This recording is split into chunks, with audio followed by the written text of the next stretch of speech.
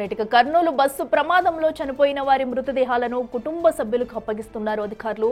ఇప్పటికే డిఎన్ఏ పరీక్షల ఆధారంగా కూడా డెడ్ బాడీస్ అయితే గుర్తించి డిఎన్ఏలు మ్యాచ్ అవ్వడంతో కూడా 18 మృతదేహాలను అయితే కుటుంబ సభ్యులకు అప్పచెప్తున్నారు. కర్నూలు హాస్పిటల్ వద్ద అయితే మృతదేహాల అప్పగింతలు అయితే జరుగుతున్నాయి. ప్రతి ఒక్కరిని డిఎన్ఏ పరీక్షలు అనంతరం కూడా డెడ్ బాడీస్ అయితే ఎవరి ఇంటికి వారికి అయితే పంపిస్తున్నారు. దాంతో పాటే ప్రభుత్వం ప్రకటించిన నష్టపరిహారం చెక్కును కూడా అక్కడే అందజేస్తున్నారు కుటుంబ సభ్యులకు. విజువల్స్ కూడా మనం చూస్తున్నాము.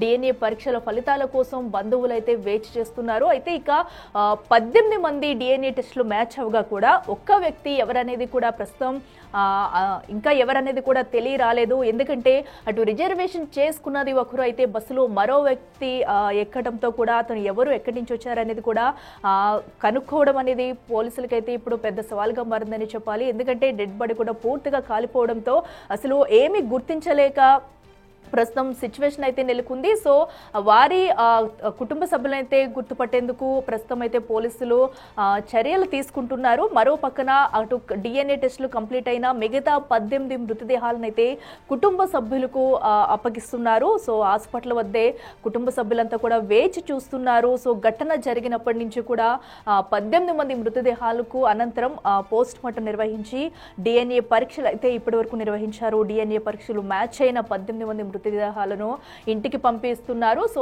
ఎవరికి వారికి అంబులెన్స్ సహాయంతో కూడా కుటుంబ సభ్యులకు అందజేస్తున్నారు. ఇప్పుడు ఎస్పీ అక్కడ మాట్లాడుతున్నారు. లైవ్ చూద్దాం. అందరిది డిఎన్ఏ కంపారిజన్ వాళ్ళ రిలేటివ్స్తో ఎఫ్ఎస్ఎల్ నుంచి ఈరోజు రావడం జరిగింది. Basing on the reports from FSL మనం మృతుల డెడ్ బాడీస్ ఏమున్నాయో వాళ్ళ రిలేటివ్స్కి అప్పగించడం స్టార్ట్ చేశాము. ఆ రోజు ఇంకా ఒకరిది ఐడెంటిఫై కాలేదు. నిన్న నైట్ మనకి క్లూజ్ వచ్చి వాళ్ళ రిలేటివ్స్ కూడా చిత్తూరుకి చెందిన ఆయన వాళ్ళ రిలేటివ్స్ కూడా వచ్చి ఈరోజు వాళ్ళది రిపోర్ట్ కూడా వచ్చిన తర్వాత వాళ్ళ బాడీస్ని కూడా హ్యాండ్ ఓవర్ చేయడం జరుగుతుందండి. సో ఇక్కడ 19 అంబులెన్స్ అరేంజ్ చేశాము. దాంట్లో ఫ్రీజర్ బాక్స్ ఉంది పెట్టి నెసెసరీ డాక్యుమెంట్స్ ఏమున్నాయో FIR copy, inquest, post mortem అవన్నీ దాంతో procedure as per procedure we are handing over the bodies to the victim families. So already మొన్న జరిగిన ఇన్సిడెంట్లో ఒక ఎఫ్ఐఆర్ ఉలిందకొండ పోలీస్ స్టేషన్ నుంచి చేయడం జరిగింది. నిన్న మనకి వచ్చిన కొత్త ఫ్యాక్ట్స్లో అంటే 2 వీలర్ సపరేట్గా స్లైడ్ అయ్యి పడడము, దానికి ఇంకొకటి సపరేట్ ఎఫ్ఐఆర్ ఇష్యూ చేయడం జరిగింది. సీన్ రీకన్స్ట్రక్షన్ లో ఇటు ఎర్రిస్వామి స్టేట్మెంట్ ఏ విధంగా ఉంది, డ్రైవర్ స్టేట్మెంట్ ఏ విధంగా ఉంది, పోలీసుల దర్యాప్తులో ఏం తేలింది అసలు? సో అంటిల్ ఇప్పుడు దాకా మనకి ఇన్వెస్టిగేషన్లో వెలుగులోకి వచ్చింది ఏమంటే ఫస్ట్ ఇద్దరు 2 వీలర్స్లో వెళ్ళారు కదా, వాళ్ళు ఫస్ట్ స్లైడ్ అయ్యి రోడ్లో పడడము, ఆ తర్వాత బస్సు వచ్చి రోడ్ మీద ఉన్న 2 వీలర్ని హిట్ చేసుకుంటూ అక్కడ అగ్ని ప్రమాదం జరిగినట్టు మాకు తెలుసు. బస్ డ్రైవర్ అయితే లిక్కర్ తీసుకోవడము వాస్తవం కాదండి. 2 వీలర్ రైడర్ ఎవరున్నారు శివశంకర్, అతనిది ఎఫ్ఎస్ఎల్ రిపోర్ట్ ఈ రోజు మార్నింగే వచ్చింది. అతను ఆల్కహాల్ తీసుకున్నట్టు నిర్ధారణ అయింది. వాళ్ళు స్కిడ్ అయి పడ్డారు అనేది మనకి ఇప్పుడు దాకా ఉన్నట్టు సమాచారం అండి.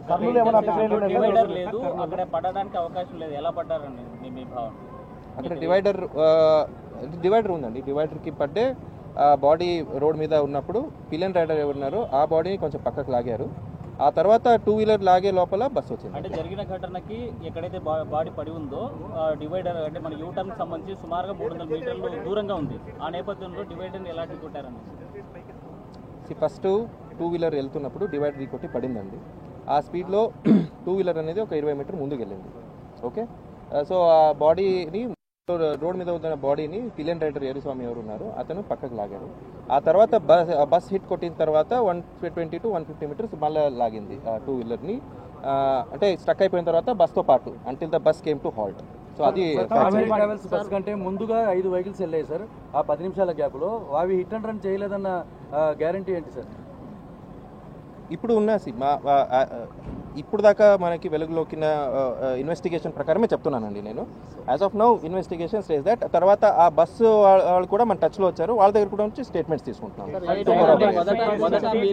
డ్రైవర్ లక్ష్మి ఇచ్చినటువంటి స్టేట్మెంట్ మీకు ప్రాథమికంగా ఇచ్చిన సమాచారం నుంచి కూడా ప్రెస్ నోట్ రిలీజ్ చేశారు మీరు. మొదట బస్సు డ్రైవర్ హిట్ చేయడం మనకి ఎప్పుడెప్పుడు మా ఇన్వెస్టిగేషన్లో ఏమేమి వచ్చాయో అలా అప్డేట్ తీసుకుంటూ వచ్చామండి. ఈ రోజుకి నేను చెప్పింది these are the facts as per the investigation until now. Okay, ఏదైనా కొత్తగా వస్తే అగైన్ విల్ బి అప్డేటింగ్. ఇక్కడ కీలకంగా ఎక్సైజ్ సంబంధించిన అధికారులు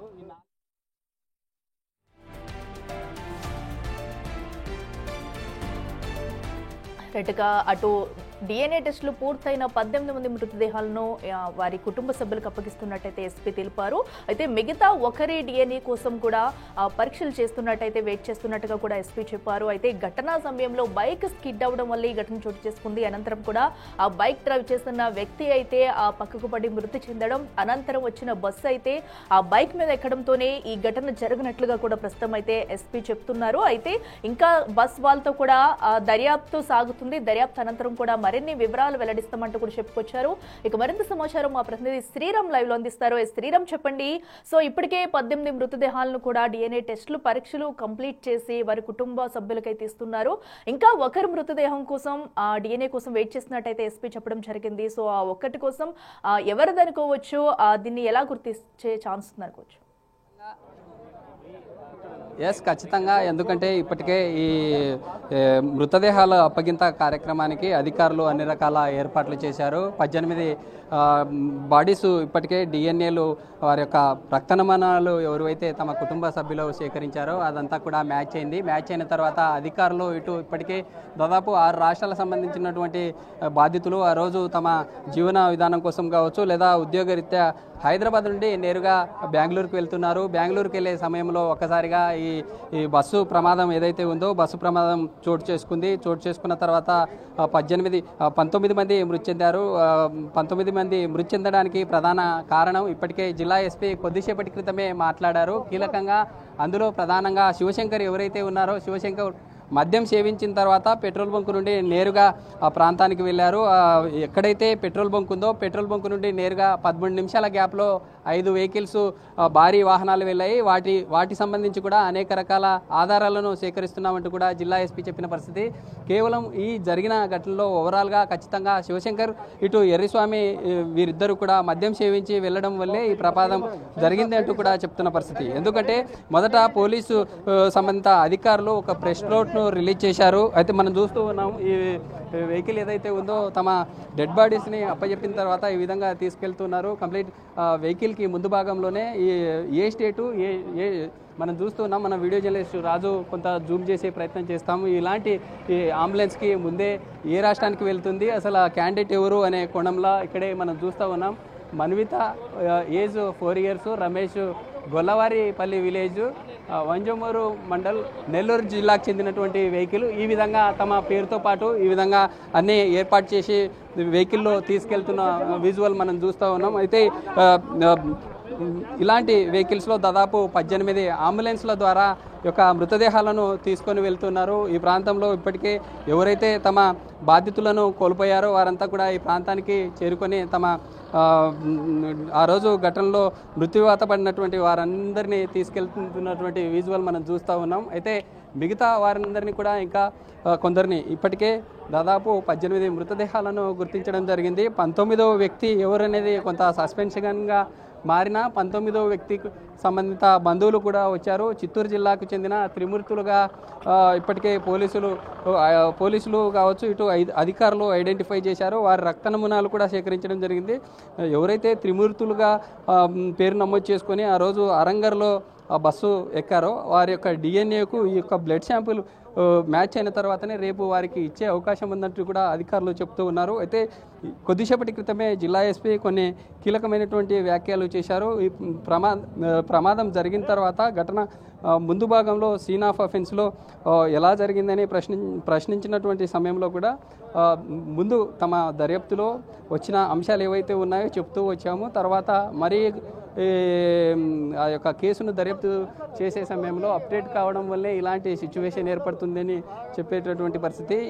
ఎర్రిస్వామి ఎవరైతే ఉన్నారో ఇప్పుడు మృతి చెందినటువంటి తమ మిత్రుడు ఎర్రిస్వామి బైక్ మీద బ్యాక్ సైడ్ ఉన్నటువంటి ఎర్రిస్వామితో పాటు డ్రైవరు బస్సు డ్రైవ్ చేసేటటువంటి డ్రైవరు ఇచ్చిన వాంగ్మూలాలు రెండు స్టేట్మెంట్స్ అంతా కూడా కరెక్ట్గా ఉన్న తర్వాతనే ఈ కేసును ఇంకా ముందుకు తీసుకెళ్తున్నాం. ఇంకా దర్యాప్తు స్టేజ్లో ఉందంటూ కూడా జిల్లా ఎస్పీ చెప్పేటటువంటి పరిస్థితి మనం చూస్తున్నాం. ఏదైతే హెల్ప్ డెస్క్ ఏర్పాటు చేసి అధికారులు వారి నుండి తమ బంధువులు ఎవరైతే ఉన్నారో బాధిత బంధువులు తమ డాక్యుమెంట్స్ అన్నీ కూడా అక్కడ సబ్మిట్ చేసిన తర్వాత నేరుగా బాధిత బంధువులు ఎవరైతే ఉంటారో వారికి మృతదేహాలను అప్పగిస్తూ అధికారులు ముందుకెళ్తున్నటువంటి పరిస్థితి. అయితే తెలంగాణ ప్రభుత్వం ఇప్పటికే తమ అధికారులను అప్రమత్తం చేసి ఇక్కడే నేరుగా 5 లక్షల కాంపెన్సేషన్ చెక్కును కూడా ఇక్కడే అందిస్తూ ఇక్కడ నుండి వెళ్తున్నటువంటి పరిస్థితి. ఏపీ ప్రభుత్వం కూడా ఎవరైతే గాయపడ్డారో వారికి 2 లక్షలు, మృతి చెందిన కుటుంబాలకి 5 లక్షలు కాంపెన్సేషన్ ఇస్తూ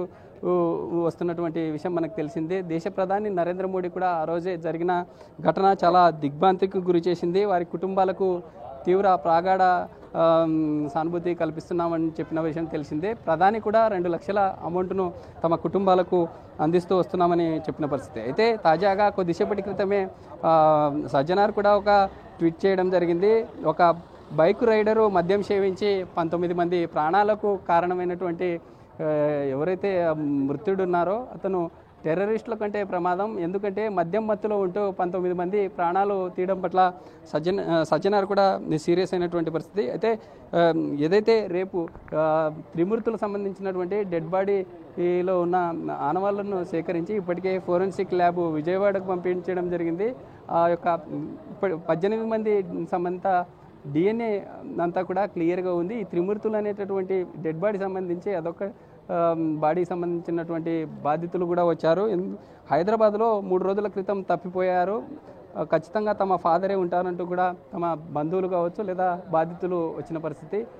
వారిది కూడా ఖచ్చితంగా వారి రిజల్ట్లో కూడా శ్రీరామ్ అయితే ఇప్పటికే 18 మృతదేహాలకు కూడా పూర్తయిన డెడ్ బాడీస్ అయితే ఇంకా ఇంటికి వారికి అప్పగించేందుకు ఎంత సమయం పట్టే అవకాశం ఉంది? ఇప్పటికే ఒక్కొక్కటిగా కూడా పంపిస్తున్నట్టయితే తెలుస్తుంది. అలాగే అక్కడ హెల్ప్ డెస్క్ వద్ద కుటుంబ సభ్యులకైతే ఎలాంటి ఆధారాలు తీసుకుని వారికి అప్పచెప్తున్నారు?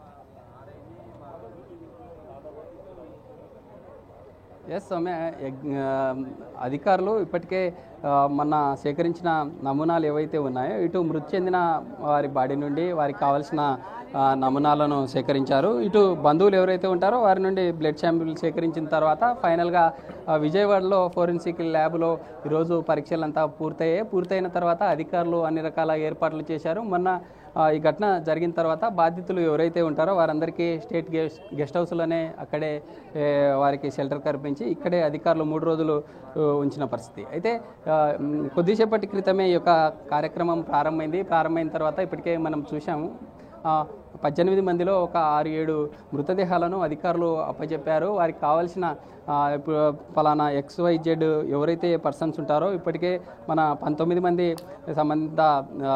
వారి సంబంధిత ఆధార్ కార్డ్స్ కావచ్చు లేదా వారి ఐడెంటిఫికేషన్ ఇండికేషన్స్ ఏవైతే ఉంటాయో వాటిని తీసుకొని వచ్చిన తర్వాత మన పంపిన రక్త నమూనాలు ఏవైతే ఉన్నాయో అవంతా మ్యాచ్ అయిన తర్వాత అధికారులు వాటిని కలెక్ట్ చేసుకొని పంపివేస్తున్నటువంటి పరిస్థితి. ఎందుకంటే 6 రాష్ట్రాల నుండి 18 మంది మృత్యువాత పడ్డారు. వారందరికీ ఎక్కడ ఎలాంటి అవాంఛనీయ ఘటనలు చోటు చేసుకుండా క్లియర్గా 16 మంది 18 మంది 6 రాష్ట్రాలకు వెళ్ళే విధంగా అన్ని రకాల చర్యలు అధికారులు చేపట్టినటువంటి పరిస్థితి.